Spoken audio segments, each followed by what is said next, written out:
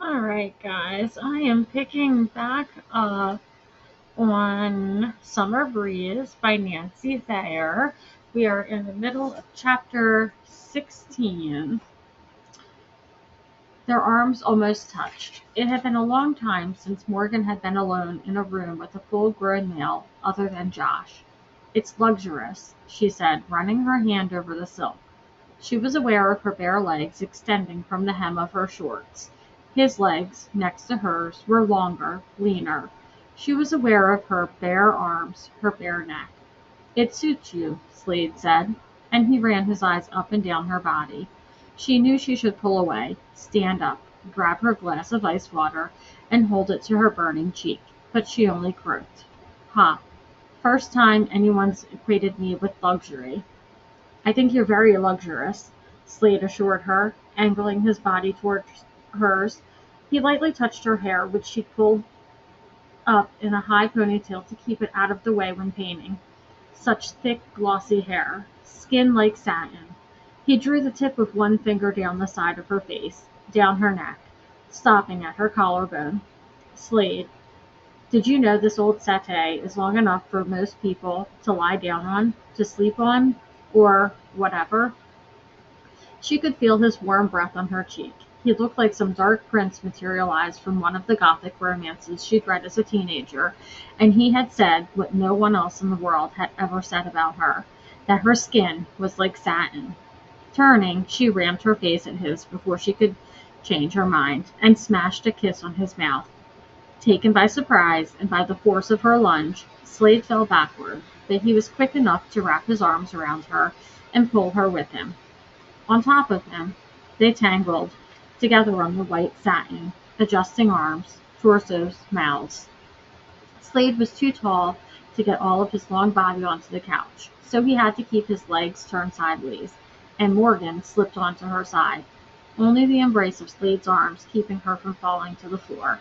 His mouth was salty, hot, and much more knowing than any other mouth she'd ever kissed.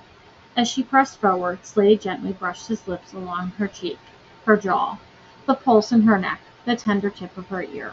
She arched upward, eyes closed, surrendering to a kind of lust she couldn't even remember. "This isn't working." Slade struggled to sit up, forcing her to sit up too. "It's not?" Morgan's hair had come out of the band and hung down on one side of her face and against the back of her neck. "It's working fine for me," she panted. "I mean, the settee. It's long enough for a short man, but not long enough for me, and not wide enough for two people." Slade's eyes were half closed, his lips wet with her saliva, his cheeks flushed with heat. His chest was heaving. He was as vivid as a poppy, as breathtaking as a thunderstorm. Morgan understood what he meant. He didn't have to say that. If they were going to continue what she had started, they'd have to move to a bedroom. She couldn't do that. She was married to that irritating jerk, Josh. "Slade," she apologized, pulling away. "I'm sorry. I shouldn't have kissed you. I don't know what came over me." Slade's grin was crooked, astute. "Beauty queen, we're just getting started." Beauty queen. Morgan had never been that. His words, and the desire in his eyes, tugged at her, pulling her into the force field of his sexuality. Morgan had never been sexually wild. She'd never surrendered. She'd never been taken. She had always been interested in safety. She still was, if only for Petey's sake. Morgan stood up on trembling legs, walked to the coffee table, picked up a glass, and held it out to Slade. "Ice water?" His laugh exploded. "Yes, please." He stood up, arranging his clothing. Morgan slugged back her own ice water, as if it were an anesthetizing scotch. "We should get back. Help paint." "Right." Slade walked away, carrying his empty glass out of the living room, down the hall, and into the kitchen. He returned. His face was blank, his posture stiff. "I'll wait for you in the van." Morgan carried her own glass to the kitchen. Petey's toys were on the floor. No sign of Josh, not even a cup of coffee in the sink. He'd left so quickly he hadn't even taken time for coffee he loved. What the hell was Josh doing? She locked the house and climbed into the passenger seat of the van. Slade wasn't there. For a moment, her heart stopped. She had no idea why. Then she saw him coming out of his aunt's house with a portable CD player in one hand and a pile of CDs in the other. He tossed them in the back, then slid into the driver's seat. Natalie called, Slade told Morgan. She wants some music. He didn't look at Morgan. Slade. Morgan's throat was raspy. She cleared it. I'm not sure what to say. No need to say anything, Slade told her. He seemed to have recovered, and the smile he sent her was gentle, even kind. It's like it never happened, okay? Okay, Slade. Thanks. Morgan smiled, but she was all at once on the verge of tears. As if it never happened? Was she sure that was what she wanted? Could the sheer power, the deliciousness of those few moments be erased from her memory? Slade blasted the radio as they drove back to Bella's. He didn't speak again. His mind seemed to have retreated into a privacy she could sense he did not want invaded. The van turned into the parking lot. Dennis, Brady, and Ben were up on ladders, painting one wall, and Aaron was squatting by a gallon of paint, prying the lid open with a screwdriver. Saying, I'll help them in, Slade was out the door before she could speak. Morgan jumped down from the van. Right, I'll go inside. Bella, Louise, and Natalie waved at Morgan with their paintbrushes.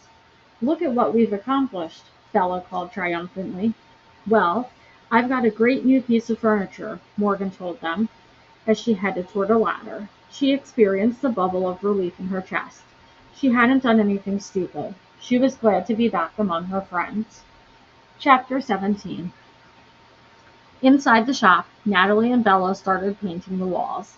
Bella had chosen an umber shade to give the place an antique aura. They would have to do at least 2 coats to cover Louise's murals. She noticed Morgan going off in the van with Slade, and she noticed Bella noticing. Honestly, her brother. But she was glad for a few moments alone with Bella. Trying to sound nonchalant, Natalie said, Morgan told me they had lunch with Ben the other day on campus. Bella was squatting next to a gallon of paint, stirring it with a wooden stick. Preoccupied, her only reply was, With Dr. Takamaki, said Natalie. She opened the sturdy metal ladder, pulled down the shelf, and slowly mounted the steps, lugging her own paint and brush. Doubt it, Bella said. Ben would never mix work with pleasure. Pleasure? Natalie wanted to shriek. Ben would consider being with Morgan pleasure? I don't know much about what Ben does, continued Bella, but I do know there was a conference Ben had to attend. Takamaki's visit to campus is a very big deal. Morgan is a scientist, true, but she's in a different field. She wouldn't speak their language. Well, Natalie couldn't think what else to say. She was all too familiar with the experience of girls being her friends so they could attract her brother's attention. And she didn't want to go anywhere near that sort of thing. She liked Bella for herself. It would be too childish anyway, too high school, to whine. Bella, Ben kissed me and said he'd call me and he hadn't called. What can I do? Plus, Morgan had lunch with him. No, Natalie was a grown-up now. If Ben hadn't called her, it was her own problem to deal with. Although she was glad to hear about the conference and that Dr. Takamaki's visit was a big deal. She began to paint, swiftly, with great concentration. Morgan and Slade are certainly taking their time, Bella remarked from the other side of the room. Don't worry, Natalie mumbled. I don't think even my brother would mess around with a married woman. Oh, well, that's not what I meant, Bella hastily replied. Damn, got a big glob on my shirt. We should have brought some music, Natalie said. I've got a portable CD player and some good discs. I'll phone Slade and tell him to pick them up and bring them over. Great idea, Bella agreed. Natalie carefully backed down the steps, crossed the floor, which was covered with protective plastic sheets, and went into the back room where she dumped her purse. She dug her cell out and hit Slade's number. As she waited for the phone to ring, she leaned against the door jamb and let her eyes rest on the windows and open door. She could see Dennis, Aaron, Brady, and Ben crossing back and forth, carrying ladders, paint cans, rags, hammers. She'd been inside when Ben's car pulled into the parking lot this morning, and she hadn't wanted to rush out, all dewy-eyed and eager, to say hello. and he hadn't come inside. Ben and the other men were talking and laughing, their voices low, rumbling and lighthearted. She couldn't hear their words, but Natalie knew they weren't discussing personal relationships. Slade picked up his cell. She told him what she wanted. He said he'd bring it and grab some CDs of his own from his van. She didn't ask him why they were taking so long, and he offered no explanation. She tossed her cell phone into her bag and went back to her ladder. "Did you get Slade?" Bella asked. "I did. He's going to pick up my CD player, and they'll be here soon." Natalie had carefully edged in one wall before she heard the crunch of tires on gravel. Finally, Slade and Morgan were returning. She heard the van door slam. Morgan and Slade called to the men working outside.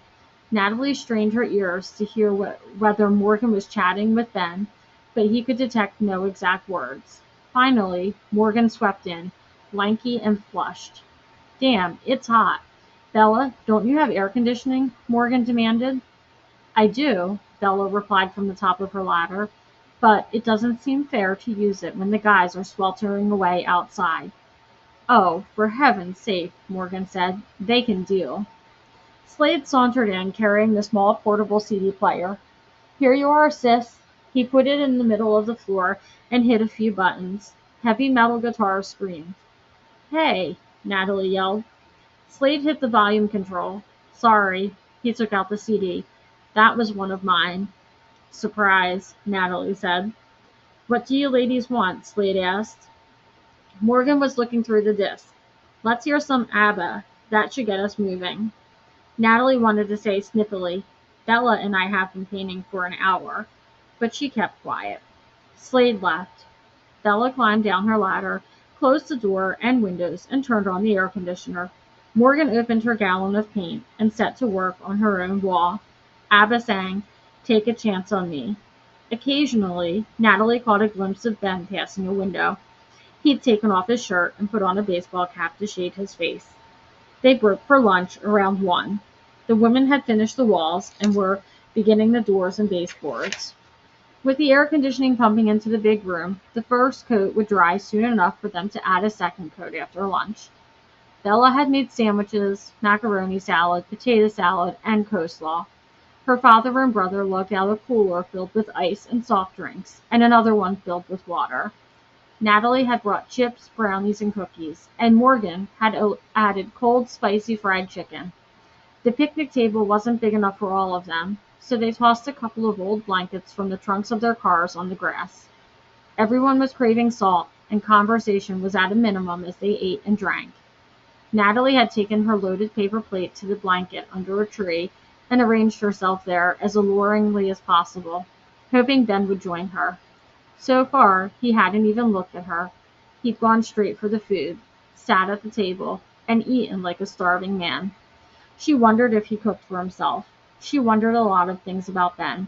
Most of all, why he wasn't talking to her. He could at least say hello. "This chicken is amazing, Morgan," Natalie said, watching Ben out of the corner of her eye to see if he sent any kind of glance at Morgan. "Thanks," Morgan said. "I got the recipe off the internet." "I do that all the time," Bella chimed in. "It's easier and quicker than using a cookbook. But when I'm relaxing, I love to look at cookbooks." "Me too," Natalie agreed, and then no one else spoke. The group seemed rather out of sorts today, Natalie thought as she ate and looked around. Morgan was not flirting with Ben or Slade. She seemed sunk in her own thoughts and didn't look happy. Bella and Aaron weren't sitting together. They weren't even talking to each other.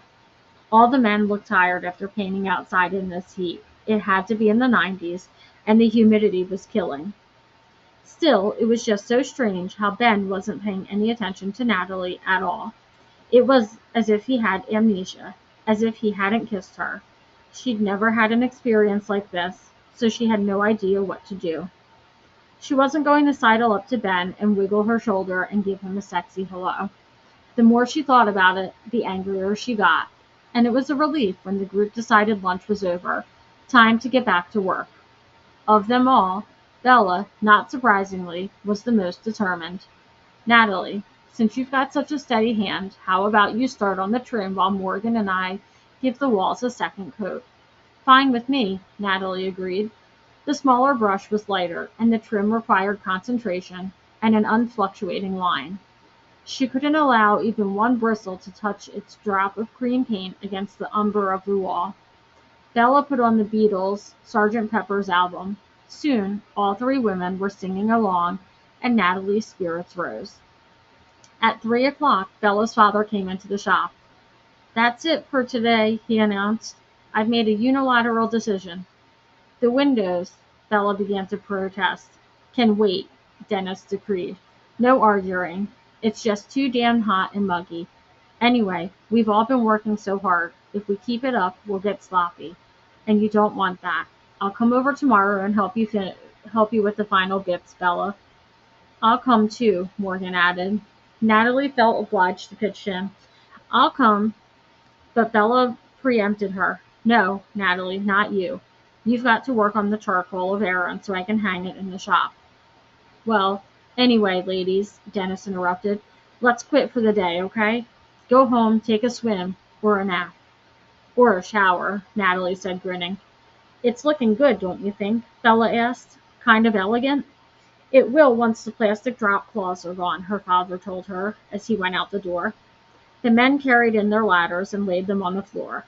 They brought in their cans of paint and various tools and set them inside. The women tapped the lids on their cans, wiped their hands on rags, and took turns rinsing the latex paint off their brushes under the tap in the bathroom sink. By the time Natalie came out of the building, she saw that Ben's car was gone. She drove home, saw Slade's van parked in the driveway, did not see Ben's car parked in the Barnaby's drive. "I hate him," she said aloud to no one. Slade was already in the guest room shower. Natalie showered in the master bedroom, put on clean shorts and tea, and immediately felt better. Looking out her window, she saw Morgan playing with Petey on the beach. Aaron and Bella were swimming out to the raft they'd moored in the lake. Dennis was lying on the chase in the shade of a beach umbrella, the Sunday newspaper over his face. Natalie felt drowsy, too lazy to work, too grumpy to try to swim. She shut her bedroom door, sank onto her bed, and fell asleep. "Hey." She opened her eyes to see her brother standing there. "Hey, what?" she yawned. "You've been snoozing forever. It's dinner time. We're all going in to Mama's for some crazy cocktails and dinner." Natalie scooched up in bed and stretched. "All who?" "What am I? Your social secretary?" "Bella, Aaron, Morgan, and Petey, I guess." "What about Josh? And Ben?" She rubbed her face as if trying to wake up, not wanting to let her brother catch a glimpse of anything. He could read her so well. "Josh is still MIA. Bella phoned Ben, but I don't know if he's joining us or not." "Listen, I'll stay and take care of Petey," Natalie decided. "Suddenly your Mother Teresa?" Slade asked, puzzled. "No. I'm an artist, and eccentric, and sometimes reclusive. I've been with people all day, and I want some time to chill." Natalie swung her feet off the bed and stood up. Outside, the sun was low in the sky, gliding the green leaves and bronzing window panes all over the lake. Besides, Morgan should have a chance to enjoy herself, and Petey would be miserable at Mama's. "You've got your period," Slade said.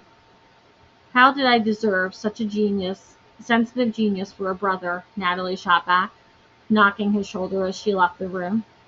They clomped down the stairs to the living room and then into the kitchen. "Aren't you hungry?" Slade asked. Natalie shrugged. "I don't know. Not really. I had a huge lunch." Yawning, Slade said, "Well, I bet Morgan would probably love to have you take care of Petey. I know Bella suggested that she leave Petey with Felicity, but Morgan said no. Felicity had Petey all day." Natalie slammed the refrigerator door shut. "Let's go over to Morgan's." Morgan's front door was open. They let themselves in and wandered through the house. Slade pointed. "That's the settee I sold her. Sharp, isn't it?"